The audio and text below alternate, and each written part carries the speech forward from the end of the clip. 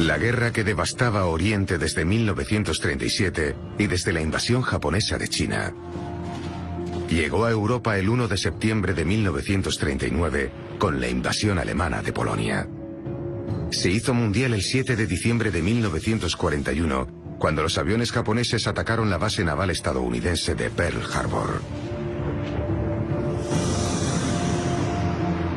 Llegó a todos los continentes. Y duró 6 años.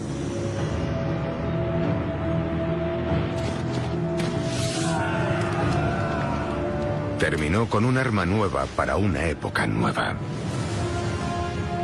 Esta es la historia del mayor evento provocado por el hombre. Y estos hombres forman parte de dicha historia. Fueron testigos de los triunfos y de las tragedias de la guerra, allá donde tuvo lugar. Su testimonio es parte de la historia de cómo se creó nuestro mundo. Por parte de quienes pudieron pagar el precio. Y por aquellos que no lo consiguieron en las guerras que cambiaron el mundo.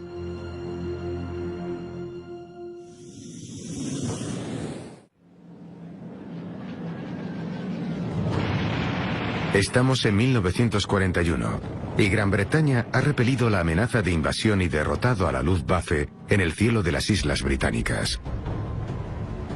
Pero ahora la supervivencia está amenazada por la campaña militar más larga de la Segunda Guerra Mundial, la Batalla del Atlántico. Los acontecimientos de ese año en los Balcanes, los de la zona oriental del Mediterráneo y los del norte y el este de África influirán de manera decisiva en la guerra. A finales de año, Japón llevará a cabo una operación que hará que la guerra sea realmente mundial. Pero antes de eso, una mera palabra transformará la historia de la Segunda Guerra Mundial. Barbarroja. Episodio 5. Barbarroja.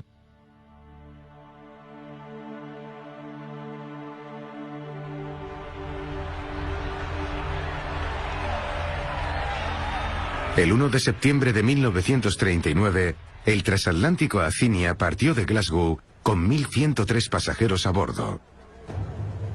La noche del 3, el día que Gran Bretaña declaró la guerra, fue avistado por el submarino alemán U-30, que le disparó 2 torpedos. El Acinia se hundió a las 10:40 de la mañana siguiente.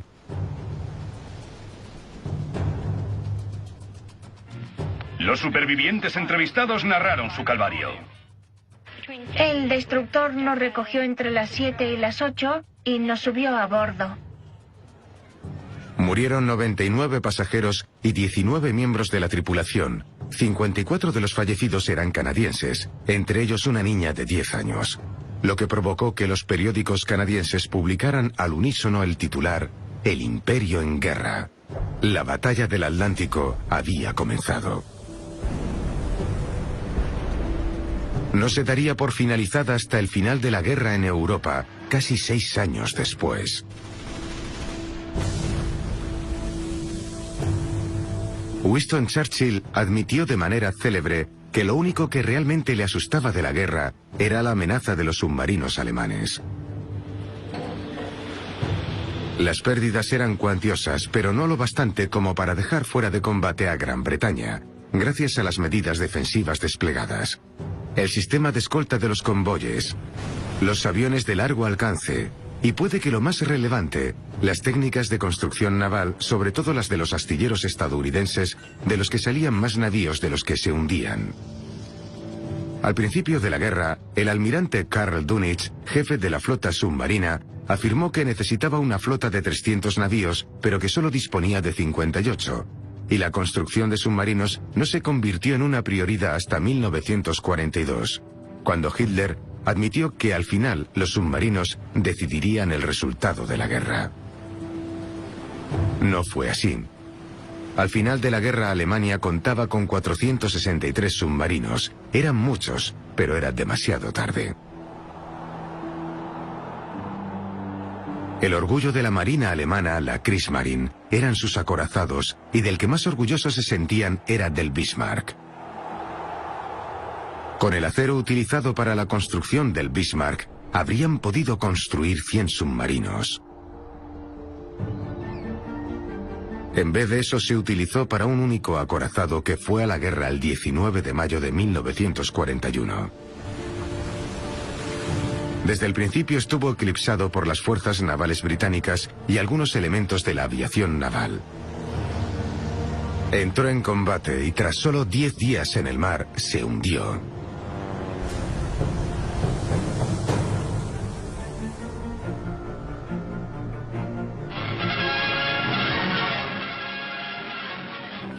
El Rodney abrió fuego primero y poco después lo hizo el King George de Fitz.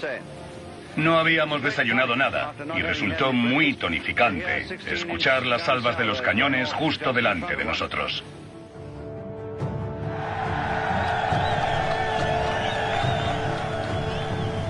Sin embargo, los submarinos resultaron muy eficaces para apropiarse de las rutas de abastecimiento que suministraban comida y material de guerra vital para Gran Bretaña.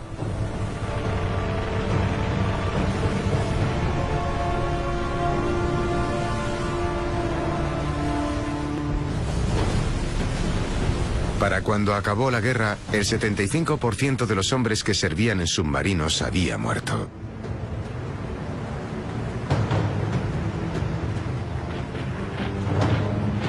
Una tasa de víctimas muy superior a la de cualquier sección de cualquier ejército en cualquier país. Desde mayo, la Armada Real Canadiense, que asumió la responsabilidad de la zona occidental, escoltaba los convoyes durante toda la travesía del Atlántico. Igualmente importante, y a pesar de su neutralidad,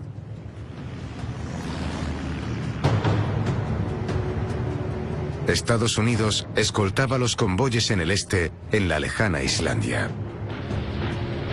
A principios de 1941, el presidente de Estados Unidos comunicó a su pueblo con toda la firmeza que pudo que no podían permanecer impasibles para siempre. Que los países democráticos sepan que a los estadounidenses nos afecta de manera vital su defensa de la libertad. Fue el 6 de enero de 1941, en el discurso del Estado de la Unión. En su alocución, Roosevelt definió las 4 libertades que él consideraba fundamentales para cualquier pueblo. La libertad de expresión, de religión, de vivir sin penurias y sin miedo. En abril de 1941, un pequeño acontecimiento de gran relevancia influyó en la batalla del Atlántico. La captura del submarino U-110. Obligado a subir a la superficie por la Armada Británica, la patrulla de abordaje despojó al U-110 de todo lo que podían llevarse, incluido su Kurssignal, el manual de códigos y la máquina Enigma. Los documentos y la máquina ayudaron a los descifradores de códigos de la GCCS, la Escuela de Código y Cifrado del Gobierno británico, en Bletchley Park, a descifrar los 1.253 billones de permutaciones del código Enigma. Y a partir de ahí, a descifrar más de 1 millón de mensajes de la Kriegsmarine durante la guerra. Las cifras demuestran la mejora de las tácticas defensivas de los aliados. En los primeros 6 meses de 1941, cerca de 1,5 millones de toneladas de mercancía se había perdido por culpa de los submarinos, pero esa cifra rondaba casi exactamente la mitad en la segunda mitad del año, además de haber hundido 35 submarinos. En 1943, el panorama había cambiado drásticamente. Hundieron 248 submarinos. Gran Bretaña se había establecido en Egipto para defender otras rutas comerciales imperiales que llegaban a la isla desde el Mar Rojo y Suez. Esta es la razón por la que la guerra llegó a la costa norteafricana y por lo que el Cuerno de África cobró una importancia vital.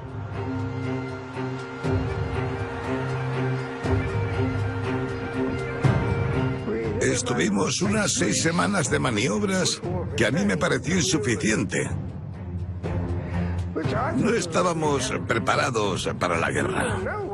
La mitad no había disparado un rifle nunca. Teníamos los antiguos 303 de la Primera Guerra Mundial. Con eso nos equiparon. En 1940 entramos en acción. A finales de enero de 1941, el teniente general Sir Alan Cunningham avanzó. Sus soldados indios, sudafricanos, británicos y del este y oeste de África recorrieron 55 kilómetros al día hasta llegar a Etiopía el 2 de febrero de 1941. Su misión, enfrentarse a los italianos y devolver al emperador Haile Selassie su trono. En la primera batalla contra los italianos, al final, conseguimos vencer. Les echamos. Nos superaban en número. No estaba claro que fuésemos a ganar. Así que trajeron a unos cuantos regimientos británicos y 1 o 2 escuadrones de regimientos indios. Desde Massawa avanzamos hasta Abisinia.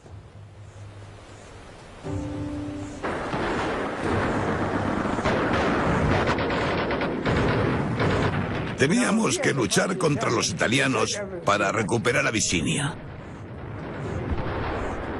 Y lo conseguimos. Sorprendentemente, lo hicimos.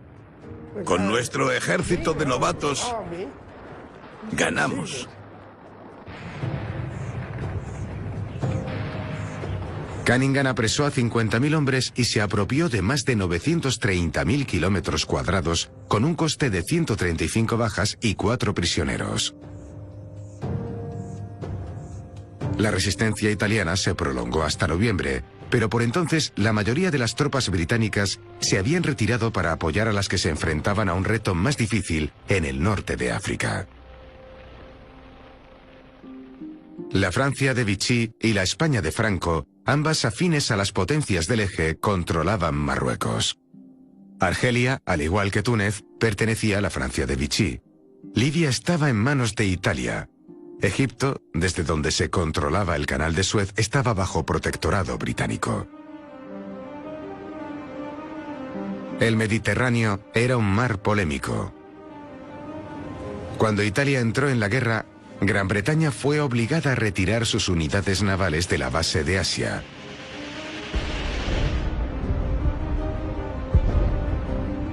Lo que dejó a Singapur y Malasia fatalmente desprotegidos.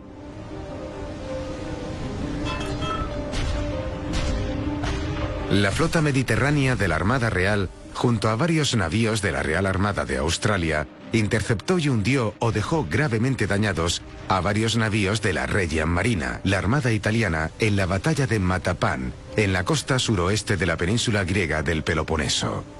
Fue el 27 y 28 de marzo y sería la última vez que la Armada Real combatía en una batalla naval.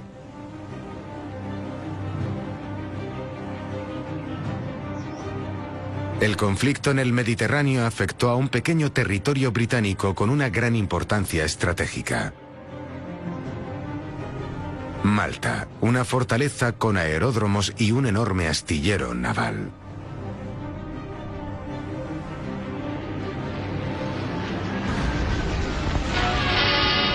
Ha sido el ataque aéreo a la isla número 234 desde entonces.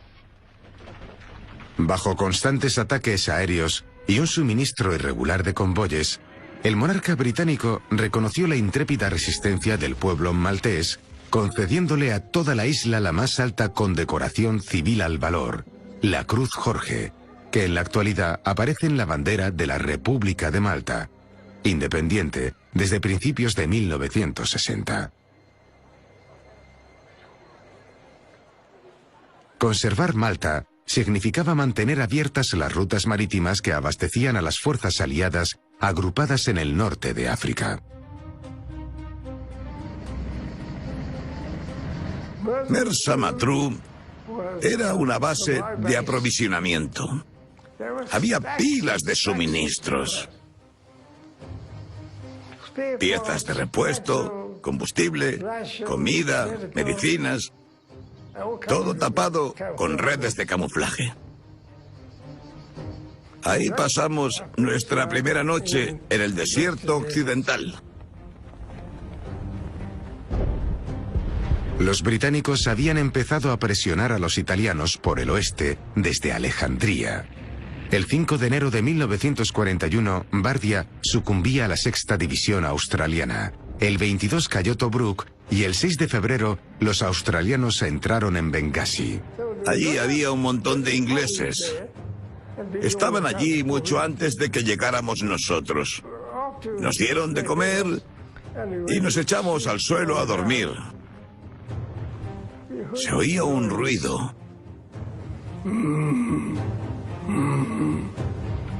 Y le dije a uno, ¿qué es ese ruido? Y me dijo, oh, ya lo verás. La aviación italiana. Savoia Marquitis, con algunos Focke-Wulfs y Messerschmitts alemanes. Eran tan gruesos que la luz no los traspasaba. Eran como una nube negra. El primero que veíamos en un ataque aéreo. No lo habíamos visto antes porque los italianos no tenían aviación en el este de África. Primero llegaron los Messerschmitts disparando sus ametralladoras. Y por supuesto, corrimos como locos. El sargento dijo, agachaos, tumbaos, no corráis. ¡Al suelo! ¡Quietos! Si corréis, os verán y os darán. Y por supuesto que la ignorancia se llevó por delante a unos cuantos. Dios. Era la primera vez que experimentábamos algo así.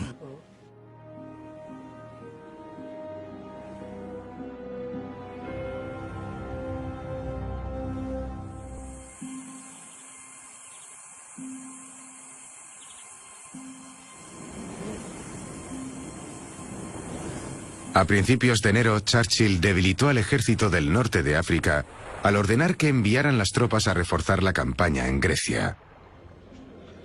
El día que cayó Bengasi, Hitler, que un mes antes había anunciado que iba a apoyar militarmente a Italia, puso a un general al mando del contingente alemán en Libia. Su nombre era Erwin Rommel. Su primer movimiento fue el 24 de marzo avanzando hasta que el 4 de abril entró en Bengasi sin encontrar resistencia.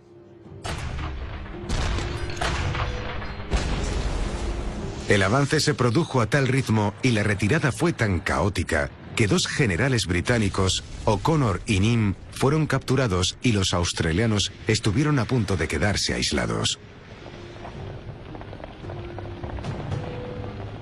A finales de abril, Tobruk estaba bajo asedio y los británicos tuvieron que retroceder a la posición desde la que iniciaran el asalto 5 meses antes.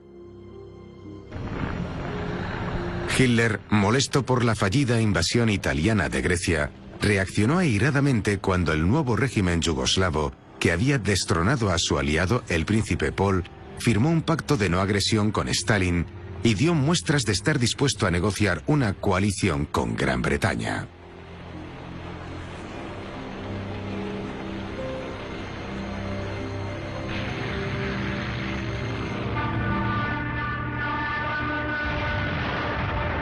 La ofensiva alemana en los Balcanes se inició el 6 de abril con un ataque de la Luftwaffe sobre la capital yugoslava, Belgrado.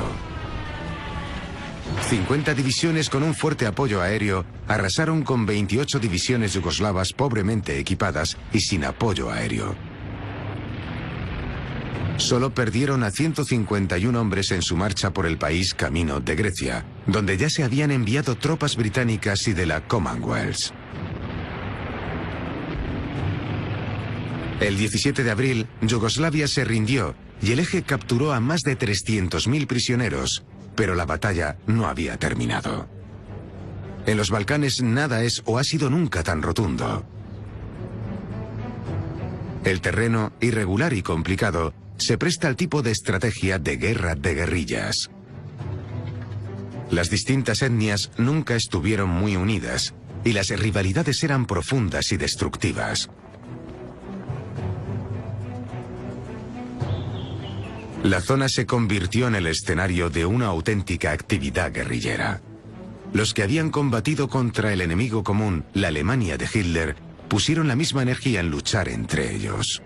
Los monárquicos serbios, los chetniks, no podían hacer causa común con los ustasi croatas, ni aliarse con los partisanos, liderados por un antiguo agente de la Internacional Comunista que se llamaba a sí mismo Tito. La cruel invasión alemana de Grecia, un nuevo ultraje en el récord de crímenes de Hitler, se ha iniciado por tierra donde la superioridad de los tanques y el transporte motorizado no parece servir de mucho. No teníamos mapas en condiciones, solo teníamos unos esquemas y Kerry me dijo, mira un rebaño de cabras. ¿Puedes acercarte y preguntarle si sabe dónde demonios estamos? Y le dije, vale, señor. Fui hacia el hombre que estaba allí sentado y le dije, perdone, ¿habla inglés? Me miró un poco extrañado y me dijo, no, pero hablo americano. Tuvimos que destruir la mayoría de nuestros tanques porque no teníamos repuestos. Yo llevaba el último tanque del convoy al norte de Tebas. El tanque se había parado y llegaban los aviones. Nos metimos en una trinchera. Cayó una bomba y perdió la tracción de un lado. Dieron la orden de sálvese quien pueda. El gobierno griego había sucumbido. Así fue. El ejército griego se rindió el 20 de abril y apenas una semana después, la Armada Real envió a las tropas de la Commonwealth, compuestas de una división australiana, una división neozelandesa y una brigada acorazada británica. Evacuaron a las tropas de la Commonwealth a Creta. 10.000 de sus hombres fueron hechos prisioneros de guerra. Al igual que en Dunkerque, los británicos consiguieron sacar a sus hombres, pero se vieron obligados a dejar atrás la artillería pesada. Los alemanes entraron en Atenas el 27 de abril. 2 días antes, con la Directiva 28 del Führer, Hitler ordenó la captura de Creta.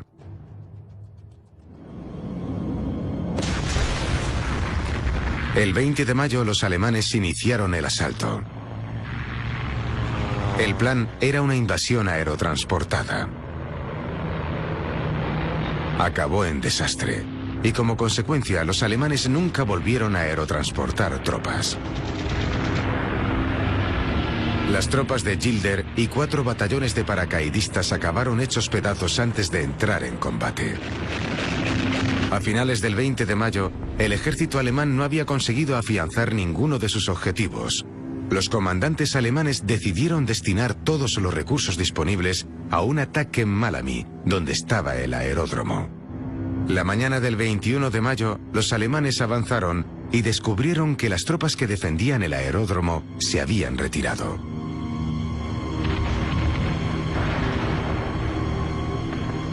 Los alemanes no perdieron tiempo trayendo refuerzos por aire. Los comandantes británicos no tardaron en plantearse una rendición y, coincidiendo con el primer aniversario de Dunkerque, evacuaron a las tropas británicas y el pueblo de Creta sufrió atrocidades que han pasado a la historia. Los británicos, el Imperio Británico y las tropas de la Commonwealth también combatían en el extremo oriental del Mediterráneo, que entonces, como ahora, era una región de gran importancia estratégica.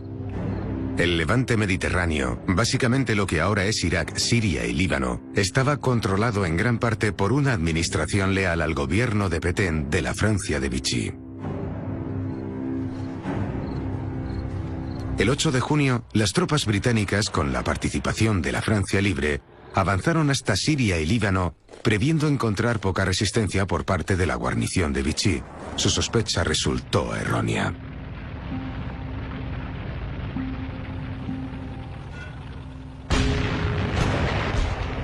Las tropas de Vichy resistieron ferozmente.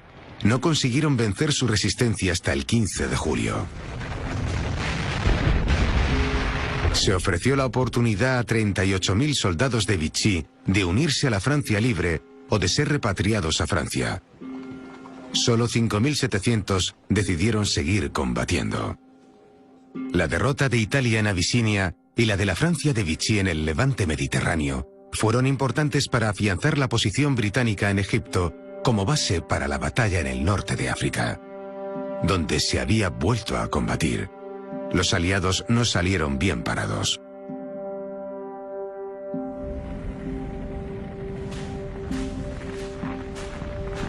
Llegamos a un sitio justo enfrente de Tobruk. Un sitio llamado Sidi Aziz. ¿Qué podías esperar encontrarte? Nada. No había ni una piedra, ni un edificio, nada. Al-Adem, Baggas, Bakbak. Esos nombres formaban parte del desierto, pero allí no había nada. Solo montones de piedras, todas numeradas.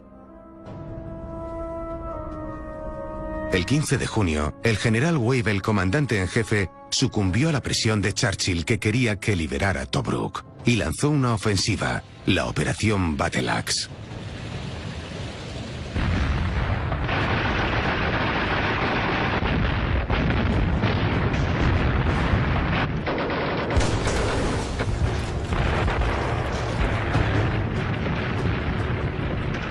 Dos días después, los británicos se vieron forzados a retroceder después de perder más de 90 tanques, todos abatidos por una de las armas más temidas del frente de batalla, el cañón alemán antiaéreo de 8 milímetros.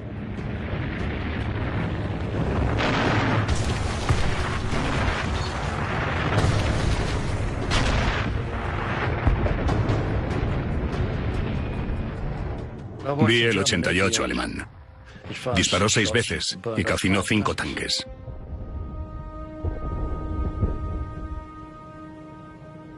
Churchill era menos tolerante al fracaso de sus generales que otros líderes, tanto que hacía que Hitler, que era muy duro con sus comandantes, pareciera benevolente. La derrota le costó a Wavell su puesto, y el 5 de julio fue sustituido por Claude Auchinleck, quien al principio disfrutó del éxito. En agosto, la campaña de los aliados vio cómo las tropas británicas y soviéticas, que aunaban sus fuerzas por primera vez, invadían y se hacían con Irán y sus valiosas reservas de petróleo. Aunque se había declarado neutral, el Shah de Irán había mostrado su afinidad con la causa del Eje. Tras la invasión, la Operación Countenance fue derrocado y se abrió una ruta terrestre por la que los aliados enviaban suministros a Rusia.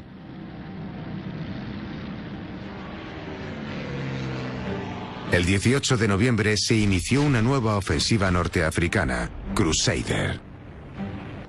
La planificación fue obra del general Cunningham, que no duró mucho. Rommel reaccionó rápidamente, deteniendo el avance y destruyendo gran cantidad de tanques aliados.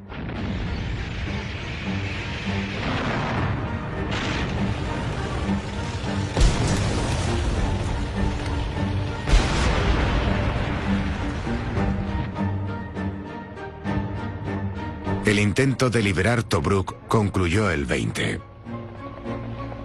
Y el 24, el blindado de Rommel rompió el cerco, como se dijo, y llegó a la frontera entre Egipto y Líbano. Cunningham pidió permiso para detener la ofensiva y retroceder. Auchinleck y su comandante no solo no se lo dieron, le destituyeron. La lucha en el norte de África se reanudó de manera definitiva en 1942. Pero los acontecimientos en otros lugares eclipsaron este campo de batalla.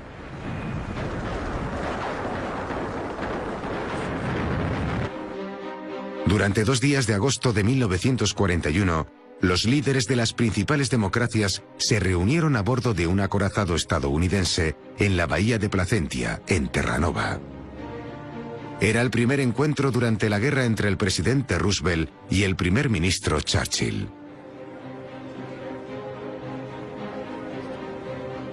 Aunque los estadounidenses no estaban en guerra, la reunión corroboró la importancia de la relación entre Gran Bretaña y Estados Unidos.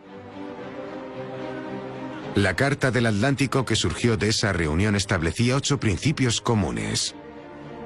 No anexionar territorios, liberalización del comercio mundial, libertad para recorrer los mares, derechos laborales básicos internacionales, gestión económica y bienestar, restauración del autogobierno de los países ocupados durante la guerra, y por último, lo que Churchill supo que era la sentencia de muerte del imperio, la autodeterminación de todos los pueblos.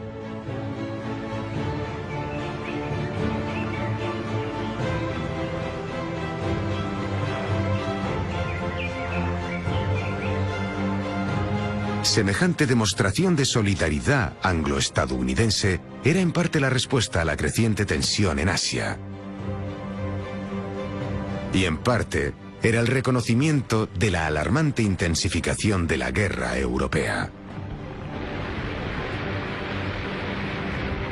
El 22 de junio de 1941, Alemania y sus socios del Eje invadieron la Unión de Repúblicas Socialistas Soviéticas.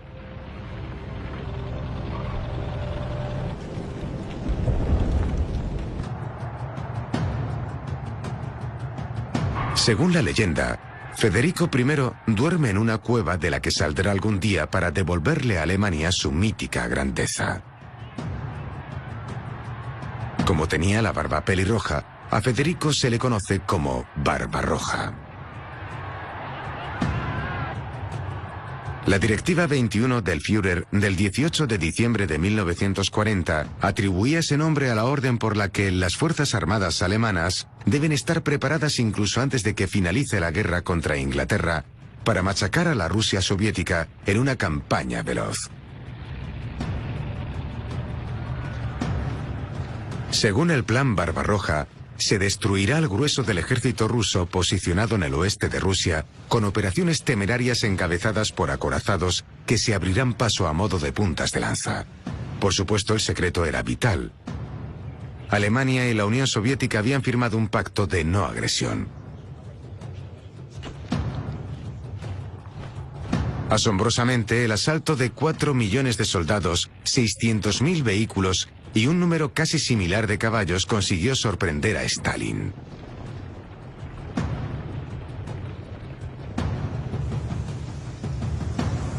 A pesar de las violaciones alemanas del espacio aéreo soviético y las advertencias, incluida la del embajador alemán antinazi en Moscú, Stalin confió en Hitler. Cuando terminé la secundaria me imaginaba una vida tranquila trabajando en una granja colectiva. Y luego continuar mis estudios en alguna parte después de las vacaciones de verano. Sin embargo, las cosas no salieron como había planeado.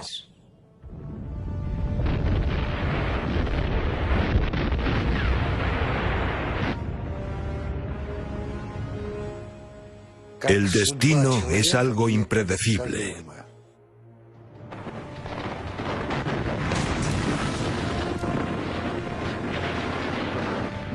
Lo dijeron por los altavoces. Iban a emitir un mensaje importante. Luego emitieron el mensaje de Molotov. Lo escuché con atención. La guerra había empezado. El 22 de junio, un atrevido médico soviético dijo por radio: «Nos están disparando, ¿qué hacemos?». El día de la invasión, Hitler escribió a su aliado Mussolini: «Duce», comenzaba, «te escribo esta carta en un momento en el que, tras meses de angustiosa reflexión y una tensión constante, he acabado tomando la decisión más difícil de mi vida». Aunque de hecho, era la decisión con la que llevaba toda la vida comprometido. El 22 de junio puso en marcha Drang nach Osten, el ataque al este. El objetivo de Hitler, la línea AA, que unía Archangel con Astrakhan, estaba a unos 3.200 kilómetros de Berlín. El ejército avanzaría en 3 grupos por ejes divergentes. El frente tendría 2.100 kilómetros al principio y se extendería a más de 3.000 kilómetros a medida que avanzaba el ataque. 151 divisiones alemanas apoyadas por otras 40 de los socios del eje. Las tropas rumanas e italianas eran las más numerosas, pero también había soldados holandeses, franceses, daneses, croatas, eslovacos, húngaros, rumanos, incluso una división española, aunque oficialmente no estaban en guerra con nadie. El ejército ruso se había desplegado a lo largo y ancho de la frontera en lugar de mantenerse agrupado para defender una posición. La aviación del Ejército Rojo también se exponía sin temor. En las primeras 24 horas, 1.500 aviones soviéticos fueron destruidos en tierra y 300 en el aire.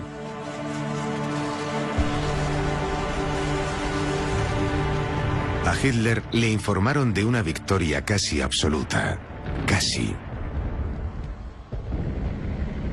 Aunque solo poco más de la mitad de las fuerzas del Ejército Rojo estaban en el oeste expuestas al primer asalto de Alemania, retrocedieron o se dispersaron, pero sorprendentemente las pérdidas fueron mínimas, y las fábricas de las que dependía la guerra fueron desmanteladas y puestas a buen recaudo. A finales de año, 2.593 unidades industriales se transportaron por tren al este, al otro lado de los Urales. Apenas unos días después de su llegada, los trabajadores y las plantas volvieron a estar operativos fabricando tanques, armas y aviones. Los trabajadores vivían donde podían y comían en las cantinas estatales que alimentaban a 25 millones de personas cada día. La ofensiva ucraniana acabó siendo una de las victorias bélicas más completas de la historia. No nos llegaban suministros. Estábamos rodeados y nos desmoralizábamos. Estaba herido, magullado. Perdí completamente el oído. Los pescadores del lago Vinsko nos ayudaron a cruzar para llegar al territorio en manos de nuestras tropas. Mis aventuras hospitalarias empezaron ahí.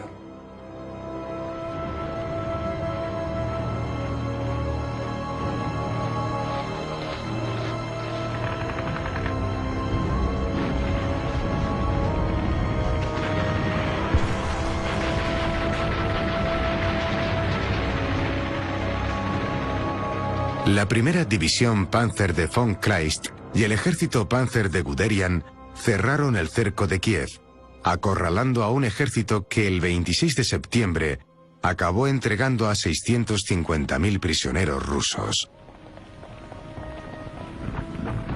La cifra más alta de la historia de los conflictos armados.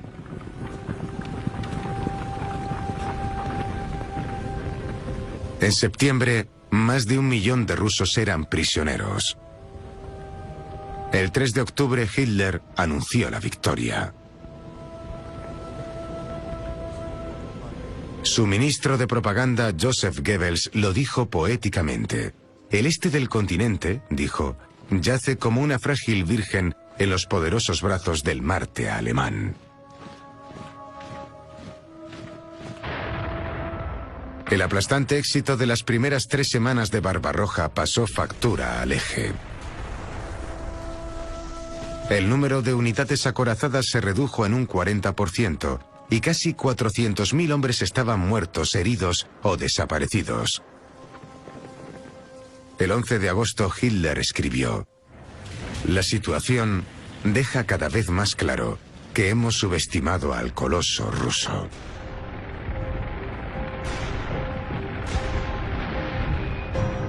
A mediados de octubre de 1941, el Ostir, el ejército oriental, había ocupado el territorio en el que vivía el 45% de la población soviética, extrajo el 64% de su carbón y recolectó el 47% de su cereal.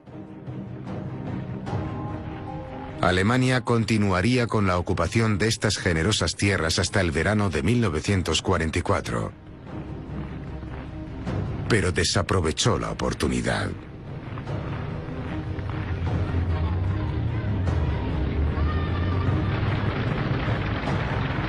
En muchas partes del territorio ocupado, los ancianos, contentos de librarse de la opresión soviética, dieron la bienvenida a los invasores con su típico pan con sal.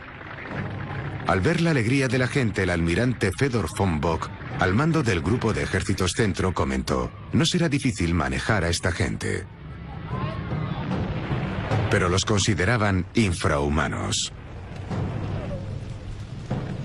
La cruzada de Hitler era por definición genocida, y su concepto dominante era el Völkerkrieg, el choque de civilizaciones. El 30 de septiembre el general Guderian inició su avance hacia Moscú. El 2 de octubre se movieron el resto de las unidades a lo largo del extenso frente. Hoy, dijo Hitler, ha comenzado la última gran ofensiva de la guerra. Pero el 8 de octubre empezó a llover. Era lo que los rusos llamaban Rasputitsa, la estación del fango, la época en la que desaparecen las carreteras. Las cruentas batallas se prolongaron, pero las tropas estaban literalmente empantanadas y la ofensiva se estancó. Las primeras unidades alemanas estaban a 30 kilómetros de Moscú. Los alemanes, con un frente de 800 kilómetros, tenían en sus manos gran parte de la Rusia europea. El gobierno emitió una orden de evacuación. Evacuación del gobierno.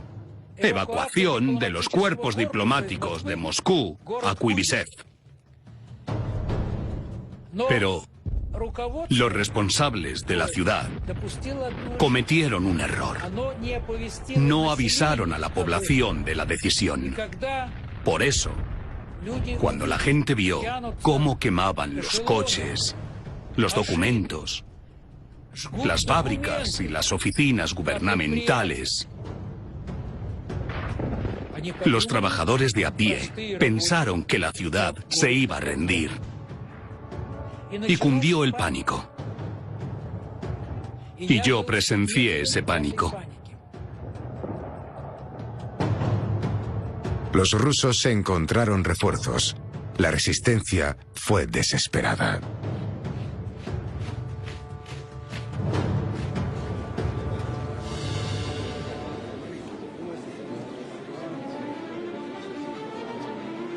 Moscú no cayó. Hitler tenía razón. Habían subestimado al coloso ruso. Entre junio y diciembre de 1941, por cada alemán caído había 20 soviéticos muertos. Pero al igual que Carlos XII de Suecia, derrotado en Poltava en 1709, al igual que Napoleón, que tomó Moscú antes de verse obligado a una catastrófica retirada en 1812, Adolf Hitler había asestado un duro golpe al oso ruso, pero no lo había matado. La operación Barbarroja había finalizado. ¿Qué pasaría después?